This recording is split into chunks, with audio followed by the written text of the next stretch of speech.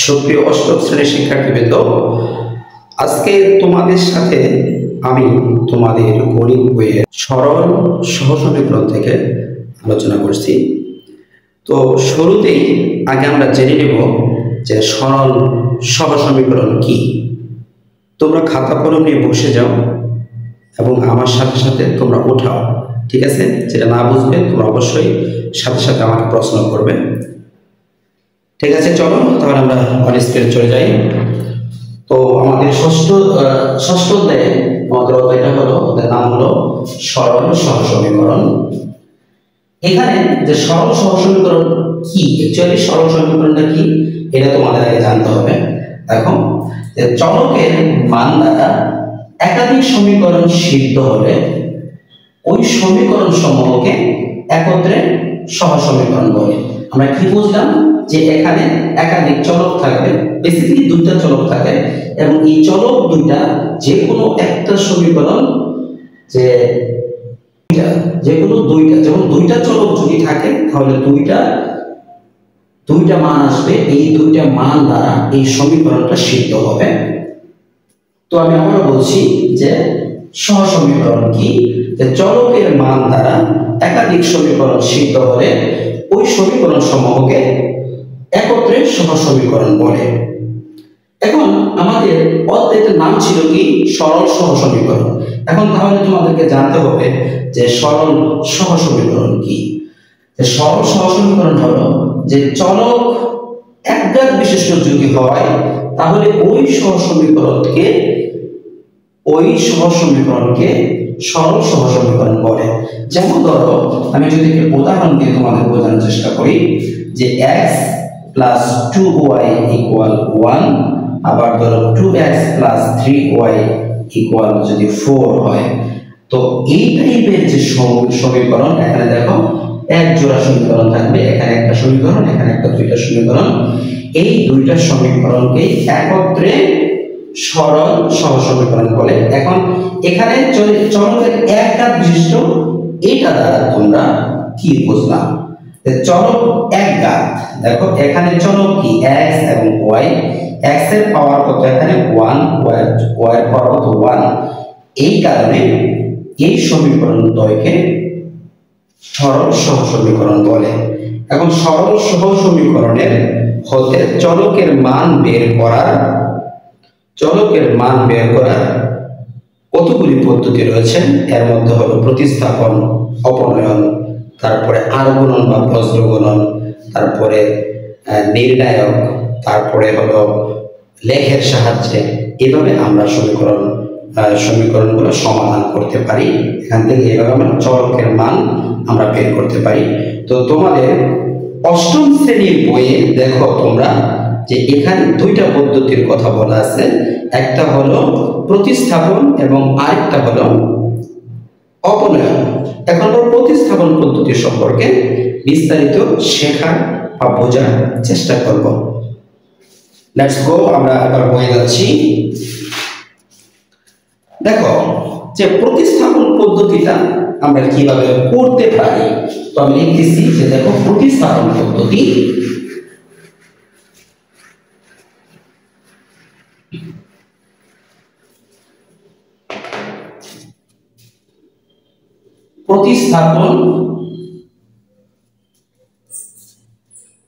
দুই নাম্বার অপনয়ন, এই দুইটা পদ্ধতি আজকে আমরা শিখব। তারপর প্রতিস্থাপন পদ্ধতিটা কি? প্রতিস্থাপন পদ্ধতি হলো যে প্রথমে এখান থেকে যে দুইটা যে চলক থাকবে, এই দুইটা চলককে একটি চলককে অপর একটি চলক দ্বারা প্রকাশ করতে হবে। তারপর এখান থেকে যে চলকটা আসবে সেটা আরেকটা সমীকরণে বসাইতে হবে। এখন আসলে এইভাবে ব্যাখ্যা দিলে তুমি বুঝবা না, আমি একটু উদাহরণ দিচ্ছি। তো উদাহরণ আমি তোমাদের বইয়ে যে কোনো একটা অঙ্ক থেকেই দেওয়া শুরু করি। যেমন ধরো তোমাদের 6.1-এর 2 নাম্বার অঙ্কটা, আমি এই অঙ্কটা করতেছি। আসলে আজকে আমরা ডিটেলস অঙ্কে যাব না, জাস্ট আমরা কিভাবে প্রতিস্থাপন পদ্ধতিতে সমাধান করতে হয় শুধু এইটা শিখব। তো 2x 2x plus y equal 5 এবং x মাইনাস y ইকুয়াল 1। এখন দেখো এটাকে আমরা 1 নং সমীকরণ ধরলাম, এটাকে আমরা 2 নং সমীকরণ ধরলাম। আমি কি বলছিলাম যে এখান থেকে একটা সমীকরণ থেকে একটা চলক আরেকটা চলক দ্বারা আমরা আগে প্রকাশ করব। তো এটা তো দুইটা সমীকরণের মধ্যে যে সমীকরণটা তোমার কাছে একটু ছোট মনে হবে, একটু সহজ মনে হবে, সেই সমীকরণটা থেকে তোমরা কাজটা শুরু করার চেষ্টা করবা। তাহলে ধরো আমি যদি এখানে দেখো 2x y 5 এবং x y 1, এই সমীকরণটা অপেক্ষাকৃত ছোট এবং সহজ। আমরা এই সমীকরণ থেকে আমরা কাজ শুরু করব। তো 2 নং হতে পাই, 2 নং সমীকরণ হতে পাই। দেখো 2 নং সমীকরণে কি আছে যে x y সমান 1, বা দেখো এখানে x আমি রেখে দিলাম 1, এই মাইনাস y যদি সাইড চেঞ্জ করে ডান পাশে যায় তাহলে কি হবে y। এখন দেখো এই যে এই x দ্বারা আমি 1 প্লাস y কে প্রকাশ করলাম, অর্থাৎ x ইকুয়াল 1 প্লাস y। এটাকে আমরা একটা সমীকরণ নাম দেব, এটা হলো 3 নং সমীকরণ। এবার কি করব, এই যে x সমান যে 1 প্লাস y পেলাম, এইটাকে আমরা 1 নং সমীকরণে বসাবো। তাহলে কি করব যে x সমান 1 প্লাস y 1 নং সমীকরণে বসিয়ে পাই, 1 নং সমীকরণে বসিয়ে পাই। তো যেখানে দেখো 2 আমরা প্রথমে এই 1 নং সমীকরণটা লিখে দিচ্ছি, তারপর আমরা কি করতেছি প্রতিস্থাপন পদ্ধতি, তার মানে আমরা প্রতিস্থাপন বা পুনরায় স্থাপন করতেছি কি যে x ইকুয়াল যে 1 প্লাস y আছে, এটা আমরা এই সমীকরণে x এর জায়গায় বসাবো। তাহলে 2 into 1 plus y plus y equal 5। x এর পরিবর্তে এই যে x ইকুয়াল যে 1 প্লাস y ছিল, অর্থাৎ x ইকুয়াল যে 1 প্লাস y ছিল, এটা x এর পরিবর্তে আমরা এখানে এটা বসায় দিলাম। এরপর কি করব, আমরা ক্যালকুলেশন করি। দেখো আমরা রাইট সাইড চলে যাচ্ছি। এবার আমরা এখানে দেখো 2 এর সাথে 1 কি অবস্থা আছে, কোন অবস্থা আছে, বা 2 দিয়ে 1 কে গুণ করলে 2 হয়, আর 2 এর সাথে y যদি গুণ করি তাহলে হয় 2y, আর আগে থেকে ছিল প্লাস y, এটা ইকুয়াল 5। বা এখানে দেখো 2y এবং y, এই দুইটা যদি যোগ করি, এই y এর সহগ 2, এই y এর সহগ হলো 1, 2 আর 1 3y ইকুয়াল 5। এই প্লাস 2 আমরা সাইড চেঞ্জ করে বাম পাশ থেকে ডান পাশে নিয়ে যাচ্ছি, তাহলে সেটা চিহ্ন সহ পরিবর্তন হয়ে যাবে, এটা ছিল প্লাস 2 হয়ে যাবে মাইনাস 2, বা 3y ইকুয়াল 5 মাইনাস 2 ইকুয়াল 3। এবার আমি যেহেতু চলকের মান বের করব, এই 3y অর্থাৎ y চলকের সাথে 3 গুণ অবস্থায় আছে, যেহেতু গুণ অবস্থায় আছে তাহলে এটা এর সাথে y এর সহগ 3, এটা ডান পাশে গিয়ে হয়ে যাবে ভাগ হয়ে যাবে।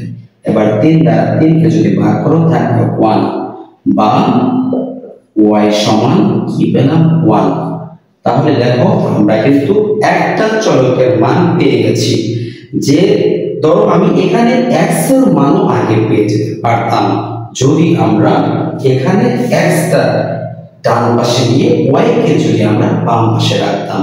শুধু x যে বাম পাশে রাখতে হবে এমন না, এটা y রাখলেও হবে। এবার দেখো y এর যে মান এটা আমরা ওই 3 নং সমীকরণে বসাবো। তো y এর মান 3 নং সমীকরণে বসিয়ে পাই। 3 নং সমীকরণ কি ছিল? x সমান 1 প্লাস y বা x ইকুয়াল 1 প্লাস y এর মান কত পাইছি? y এর মান পাইছি দেখো 1, তাহলে y এর পরিবর্তে 1 বসাই দিলাম বা x সমান 1 প্লাস 1 কত হয়? 2। এবার দেখো আমরা এই যে 2x প্লাস y ইকুয়াল 5 এবং x মাইনাস y ইকুয়াল 1 এই দুইটা সমীকরণের অর্থাৎ সরল সহসমীকরণের দুইটা চলক ছিল x ও y, এদের মান দুইটা কিন্তু আমরা পেয়ে গেছি। তাহলে আমরা বলতে পারি অতএব নির্ণয় সমাধান x y ইকুয়াল 2 1। এইটাই হলো আমাদের সরল সহসমীকরণটির সমাধান, অর্থাৎ চলকের মান x y ইকুয়াল 2 1। আশা করি তোমরা বুঝতে পেরেছ।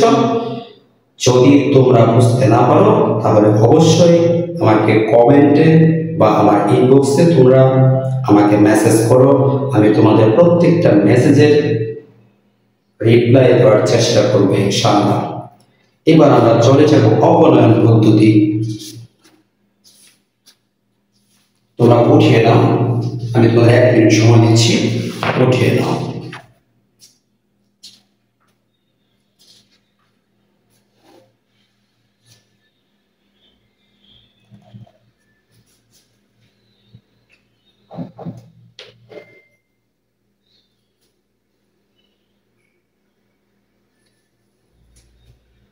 ঠিক আছে, আশা করি তোমরা উঠিয়ে ফেলেছ। এবার আমি অবনয়ন পদ্ধতির সমাধান করব। দেখো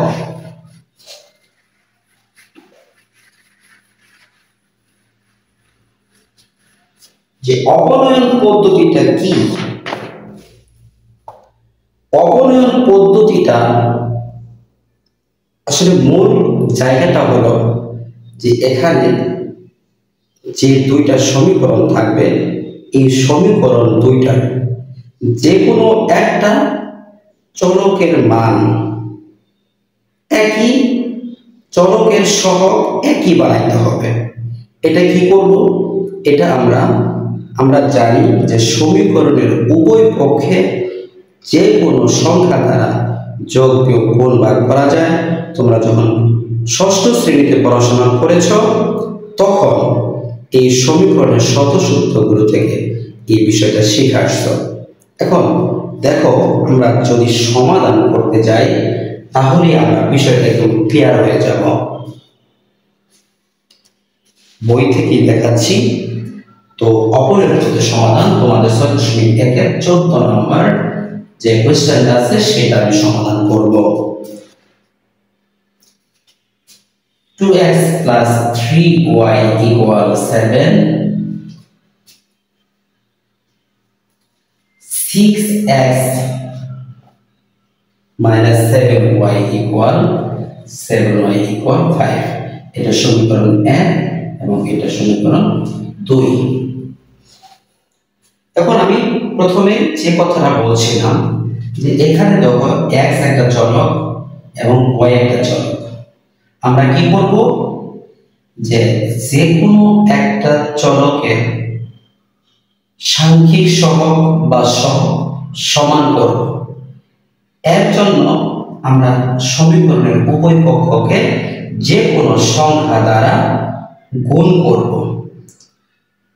এখন এটা করার উদ্দেশ্য হলো এখান থেকে আমরা প্রথমে যে কোনো একটা সমীকরণ, যে কোনো একটা চলককে আমরা এখান থেকে বাদ দেওয়ার চেষ্টা করব। এটার জন্য আমাদের বিয়োগ ফরমেশনে আসতে হবে। এখন দেখো এটা 2x, এটা 6x, এটা 3y, এটা 7y। এখানে যদি আমরা এটাকে টার্গেট করি তাহলে এটাকে যদি আমি 3 দ্বারা গুণ করি তাহলে কিন্তু এই পুরা এই জিনিসটা কিন্তু 1 হয়ে যাচ্ছে, 3 × 6। তারপর আমরা বিয়োগ করে এটাকে আমরা বাদ দিতে পারবো। আবার যদি এটাকে গুণ করি, ধরো এখানে 3 আছে, এখানে 7 আছে, একে যদি আমরা 7 দ্বারা গুণ করি, একে যদি আমরা 3 দ্বারা গুণ করি, তাহলে কিন্তু এটা তখন যোগ করলে বাদ যাবে। তোমাদের ইচ্ছা মতো তোমরা যে কোনো একটা, যেটা তোমার ভালো লাগে, যেটা তোমার কাছে সুবিধাজনক মনে হয়, তুমি সেটা দ্বারা গুণ করে, উদ্দেশ্য কি? উদ্দেশ্য হলো একটা চলককে এখান থেকে বাদ দিতে হবে বিয়োগের মাধ্যমে। ঠিক আছে, তো আমি এটা তাই গুণ করতেছি। যারা এই বিষয়টা যাদের বুঝতে অসুবিধা, তারা ধরো এখানে একটা চলক x বা y, ধরো এই 1 নং সমীকরণের এখানে y এর চলক কত 3, এটা দ্বারা এই 2 নং সমীকরণকে, আর 2 নং সমীকরণের y এর সহগ কত 7, এই 7 দ্বারা তুমি 1 নং সমীকরণকে গুণ করো। গুণ করার পর এখানে যদি প্লাস এবং মাইনাস চিহ্ন থাকে, তাহলে আমরা জানি যে বিপরীত চিহ্ন থাকলে বিয়োগ হয়, আমরা সরাসরি বিয়োগ করে ফেলবো। আর যদি একই চিহ্ন থাকে তাহলে আমরা বিয়োগ করে নেব। এখানে যেহেতু আমাদের প্লাস এবং মাইনাস বিপরীত চিহ্ন আছে, আমরা এমনি এটাকে বিয়োগ করতে পারি বা বাদ দিতে পারি। তো আমরা কি করতে পারি যে 1 নংকে বা 1 নং সমীকরণকে 7 দ্বারা ও 2 নং সমীকরণকে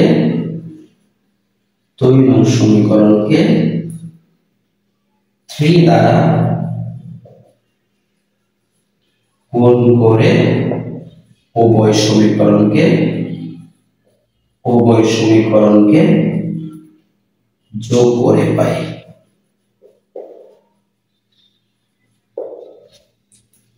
দেখো আমি বলছি 1 নং সমীকরণকে 7 দ্বারা, এই যে 7 দ্বারা যে গুণ করব, আমরা কি শুধু y চলক আছে এটাকে গুণ করব?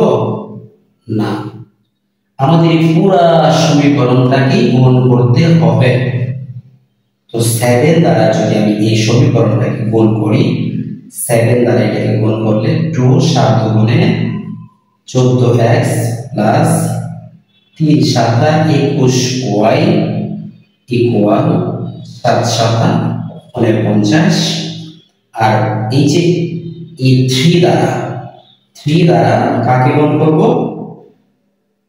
2 নং সমীকরণকে। এই 2 নং সমীকরণ পুরাটাকে 2 নং সমীকরণকে যদি গুণ করি, তাহলে 3 দ্বারা যদি গুণ করি, দেখো এখানে আসছে কি 3 6 18x মাইনাস 3 7 21y ইকুয়াল 3 5 15।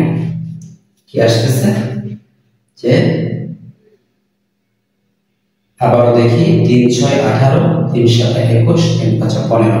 এবার কি বলছি আমি? এখানে বলছি যোগ করে পাই।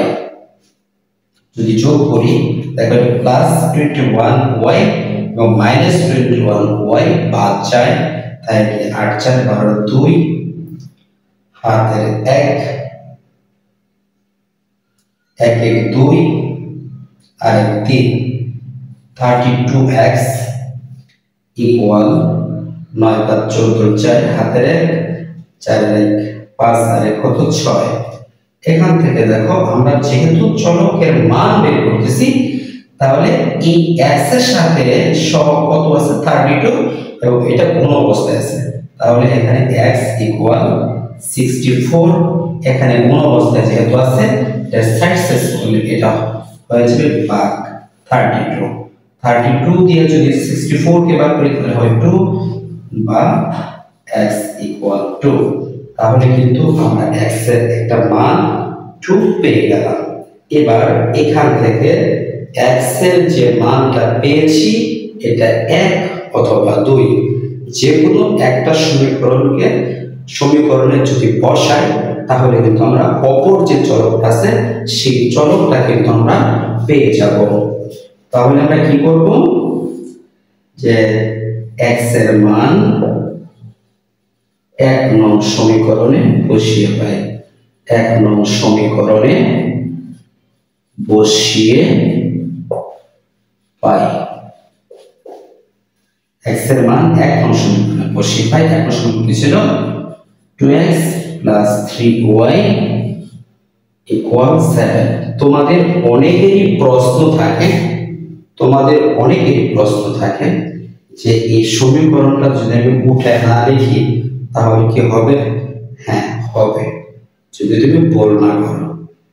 এই সমীকরণটা উঠে লেখার সুবিধা হলো যে তুমি ভুল করবে না। এখান থেকে যদি বসাতে যাও হয়তো অমনোযোগের কারণে এটা ভুল হয়েও যেতে পারে। লিখলে তো আমার কোনো সমস্যা নেই। 2 x এর সাথে 2 গুণ অবস্থায় ছিল, যেহেতু আমরা x এর মান 2 বসাবো তাহলে 2 * 2 + 3y = 7। এবার আমরা ক্যালকুলেশন করি, 2 × 2 = 4 + 3y = 7 বা 3y = 7। এই +4 কোনো চিহ্ন নেই, তার মানে প্লাস আছে। এই +4 সাইড চেঞ্জ করলে ওই পাশে যাবে, যা হয়ে যাবে মাইনাস, বা 3y = 7 - 4 = 3, বা y = 3/3, 1 = 1, অতএব y = 1। দেখো এবার আমরা x এর মান কি পাইলাম? 2 এবং y এর মান কি পাইলাম? 1। অতএব নির্ণেয় সমাধান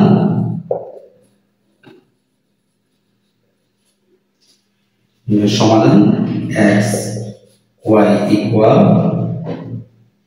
2 1।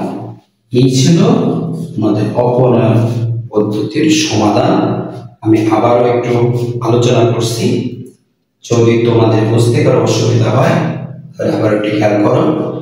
এখানে আমাদের রয়েছে দুইটা সমীকরণ, এটা হলো 2x + 3y = 7, এটা হলো 6x - 7y = 5। আমরা কি করছি, যে 1 নং বা 2 নং সমীকরণের এখানে যে চলক আছে, যে কোনো একটা চলককে আমরা বাদ দেওয়ার চেষ্টা করব বিয়োগের মাধ্যমে। তো এখানে আমরা কি করছি, যে 1 নং সমীকরণকে আমি এটা বলছি যে তোমরা যদি এত কিছু চিন্তা করার দরকার নেই, যে কোনো একটা চলকের যে সহগ আছে ওই সহগ দ্বারা অপর যে সমীকরণ আছে, ধরো 1 নং সমীকরণের y এর চলক কত? 3 দ্বারা তুমি 2 নং সমীকরণে গুণ করো, আবার 2 নং সমীকরণের y এর চলক আছে 7, এই 7 দ্বারা তুমি 1 নং সমীকরণকে গুণ করো। এখানে একটা বিষয় তোমাকে খেয়াল রাখতে হবে, যদি তুমি এটাকে y এর চলক দ্বারা তুমি 2 নংকে গুণ করলা, আবার 1 নংকে x এর চলক দ্বারা গুণ করলা, তাহলে কিন্তু হবে না।